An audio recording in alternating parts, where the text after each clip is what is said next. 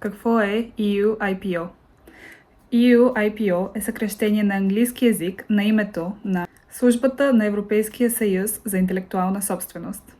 Това е институцията, която се занимава с правата за интелектуална собственост в Европа.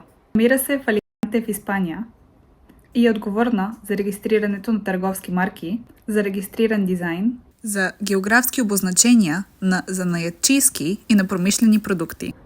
Всичко от швейцарско сирене до логото на Батман. При нея и Европейската лаборатория за наблюдение на нарушенията на правата на интелектуалната собственост. Тази агенция управлява Европейската мрежа за интелектуалните права. Ама какво точно прави?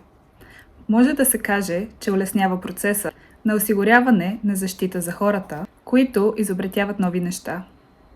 От една страна се грижи за регистрацията и защитата на интелектуалните права да стават по еднообразен начин във всички европейски държави. От друга, специален съвет разглежда жалбите на онези, които се чувстват ощетени. Има и обсерватория, която информира обществото по тези въпроси и организира обучения. Освен това, разработва системи и произвежда различни данни по държави, по територии и по видове услуги. Така знаем как стоят нещата на това поле. Така да се ориентираме, имам предвид. Мога да ви кажа и какво не прави. Не се занимава с решаване на спорове, свързани с нарушенията. Това си е работа на съда. Ето и нещо забележително. Службата има 5 работни езика.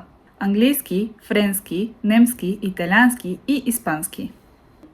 И разглежда заявления за регистрация на всичките 23 официални езика на Европейския съюз. В екипа има хора от цяла Европа, а даже и извън нея. И като се замислим, това не е ли много мащабна работа? Такава е. Ама службата разполага с 1200 специалисти.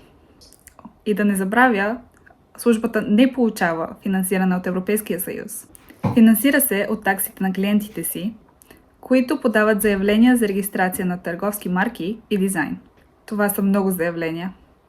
За 2022 година са 174 000. За миналата все още не знам, но когато разбера, ще ви кажа.